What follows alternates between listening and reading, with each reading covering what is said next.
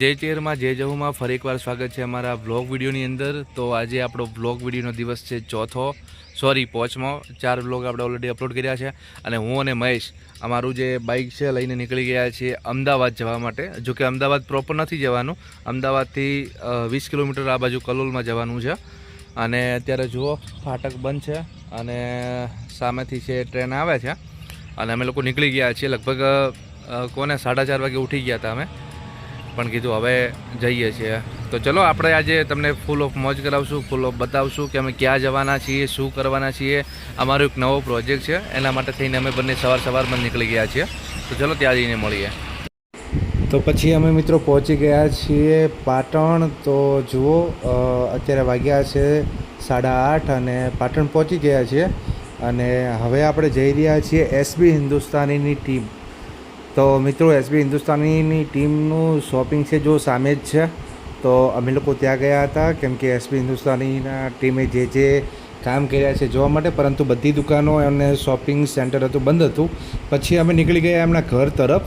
તો એમનું ઘર પણ નજીક જ છે। તો મેં અને મહેશે વિચાર્યું કે એમના ઘર તરફ જઈએ। તો હું ને મહેશ નીકળી ગયા હતા એમના ઘર તરફ।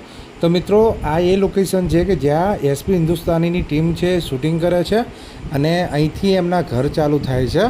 તો જુઓ એ હવે આ અહીંયા શૂટિંગ કરે છે એ લોકો, અને આ સામે જેટલા બી ઘર છે એ બધા જ એસપી હિન્દુસ્તાનીના ટીમના છે અને આ 10 ઘર છે એસપી હિન્દુસ્તાનીના છે।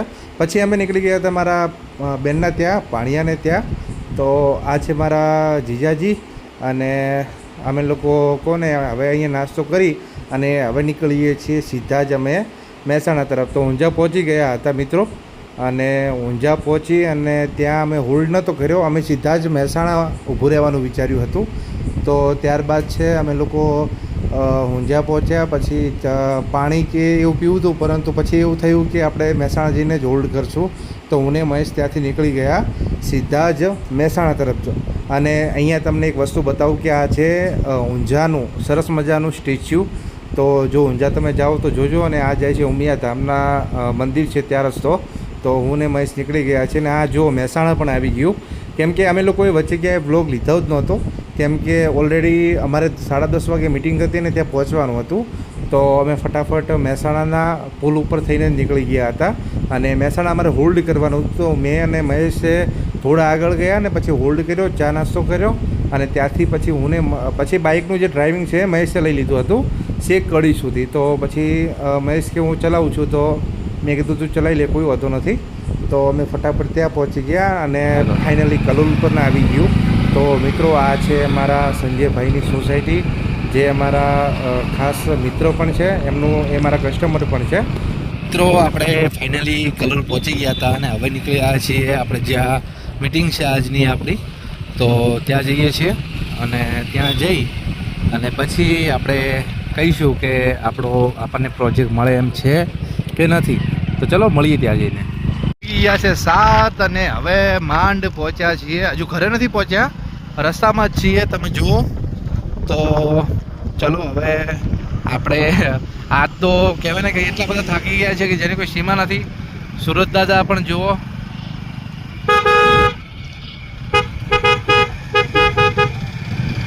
તો મિત્રો ફાઇનલી પહોંચી ગયા છીએ મેન હાઈવે અને હવે જઈએ છીએ ઘરે, કેમ કે આજે આખો દિવસ અમારો બહુ એટલે બહુ કડક ગયો છે।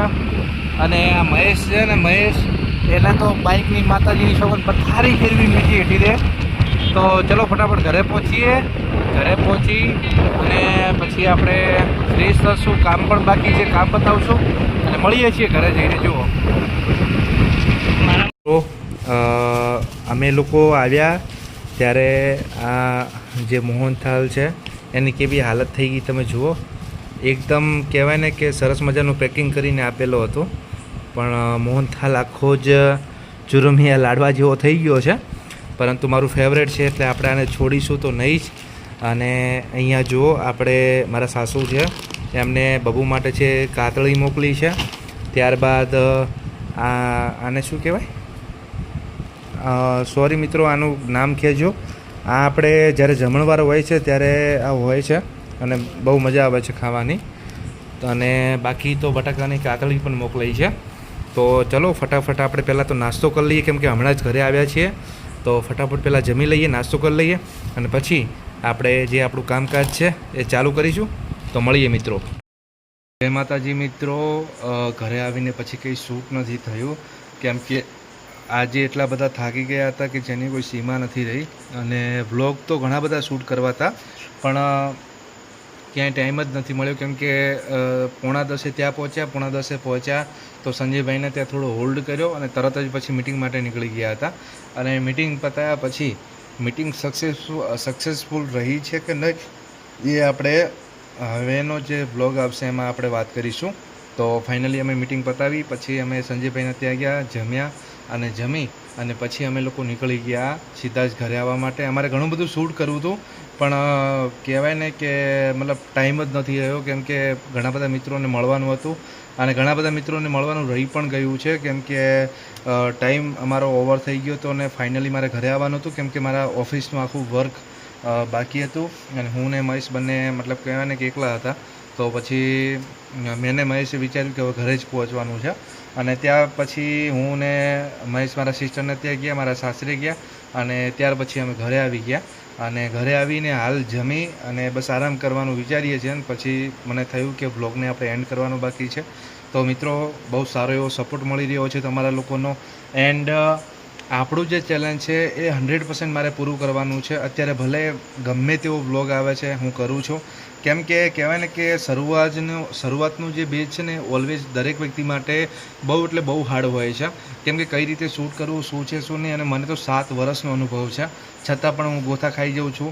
તો જે નવો વ્યક્તિ હોય બ્લોગ બનાવવા માટેનો, તો એને કેટલું કઠિન પડે. અને ઓલરેડી અત્યારે મારાથી સારું કામ મહેશ કરી રહ્યો છે, મારાથી એક બેઝ આગળ મહેશ ચાલી રહ્યો છે, કેમ કે જ્યારે મેં વ્લોગની શરૂઆત કરી એના પછી પહેલાં મહેશે વ્લોગની શરૂઆત કરી હતી અને 3 દિવસ પછી મેં વ્લોગની શરૂઆત કરી. તો અત્યારે મહેશનું સારું ચાલે છે અને મને પણ વિશ્વાસ છે કે પસાબાની જનતા પસાબાને જરૂર સપોર્ટ કરશે. અને ઘણા બધા લોકોનો એવા મેસેજ હતા વોટ્સએપ, ઇન્સ્ટાગ્રામ કે તમે કોમેડી વિડીયો કેમ નથી બનાવતા. તો મિત્રો, એ પણ તમને જણાવી દઉં કે કોમેડી વિડીયોનું હાલ કામ બંધ છે અમારે, મતલબ આમ ચાલુ છે, પણ કહેવાય ને કે હમણાં તહેવારોની સિઝન છે એટલે અમારી ધંધાની સિઝન કહેવાય છે. એટલા માટે થઈ અને જ્યારે પણ અમે નવરા પડીએ છીએ તો શ્યોર અમે વિડીયો શૂટ કરીએ છીએ. ને હાલ અમારી પાસે 3 વિડીયો શૂટ કરેલા પડ્યા છે, પણ હવે અમે વિચારીએ છીએ કે એનું એડિટિંગ કરીને જલ્દી તમારા સમક્ષ મૂકીએ, કેમ કે બહુ સરસ સ્ટોરી અમે ક્રિએટ કરી છે અને તમને જોવામાં પણ મજા આવશે. તો મિત્રો, મળીએ છીએ એક નવા વ્લોગ સાથે કાલે. આજ માટે આટલું જ.